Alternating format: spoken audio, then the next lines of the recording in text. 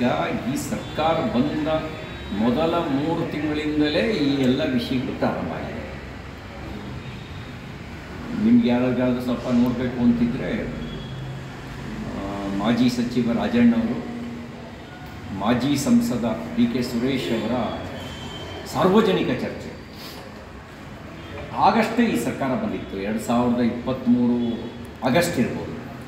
August ತಿಂಗಳಲ್ಲಿ ನಡೆದ ಏನು ಒಪ್ಪಂದ ಆಗಿದೆ ಅಂತ ಮುಖ್ಯಮಂತ್ರಿಗಳಿಗೆ, ಉಪಮುಖ್ಯಮಂತ್ರಿಗಳಿಗೆ, ಕಾಂಗ್ರೆಸ್ ಹೈಕಮಾಂಡಿಗೆ ಗೊತ್ತು ಅನ್ನೋದನ್ನು DK ಸುರೇಶ್ ಮುಂದಿಟ್ಟಿದ್ದು. ರಾಜಣ್ಣ ಅವರು 5 ವರ್ಷ ಇವರೇ ಮುಖ್ಯಮಂತ್ರಿ ಆಗಿರ್ತಾರೆ ಅಂತ ಹೇಳಿದ್ದು. ಅಲ್ಲಿಂದಲೂ ಆಯಾ ಸಂದರ್ಭಕ್ಕೆ ಯಾವ್ಯಾವಾಗ ಜನಮಾನಸದಲ್ಲಿ ಯಾವುದಾದ್ರು ಒಂದು ಗಂಭೀರ ವಿಷಯ ಚರ್ಚೆಗೆ ಬರುತ್ತೆ, ಆ ಚರ್ಚೆಗೆ ಬಂದ ಸಂದರ್ಭದಲ್ಲಿ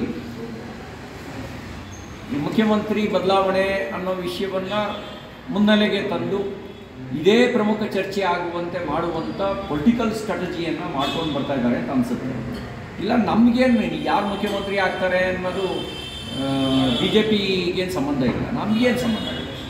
ಕಾಂಗ್ರೆಸ್ಸಿಗೆ 136 ಸೀಟ್ ಕೊಟ್ಟಿದ್ದಾರೆ ಜನ. 5 ವರ್ಷ ನಿಮ್ಮದೇ ಸರ್ಕಾರ. ನಾವು ಕಾಂಗ್ರೆಸ್ ಥರ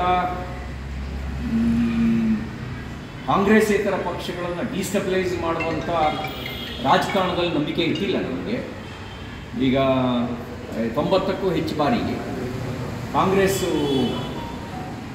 ಕಾಂಗ್ರೆಸ್ಸೇತರ ಸರ್ಕಾರವನ್ನು ವಜಾ ಮಾಡಿದಂಥ ಕುಖ್ಯಾತಿ ಕಾಂಗ್ರೆಸ್ಸಿಗಿದೆ.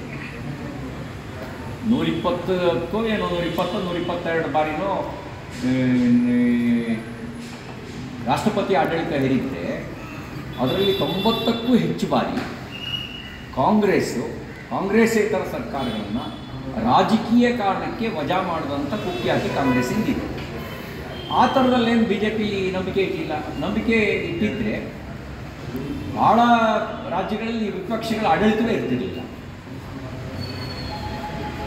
ಕೇರಳದಲ್ಲಿ 1958ರಲ್ಲಿ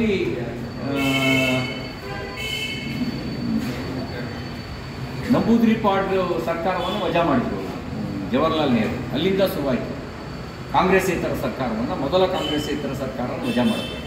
ಅಲ್ಲಿಂದ ಶುರುವಾಯಿತು ಇದು ಕಾಂಗ್ರೆಸ್ಸೇತರ ಸರ್ಕಾರಗಳನ್ನು ರಾಜಕೀಯ ಕಾರಣಕ್ಕೆ ವಜಾ ಮಾಡೋದು.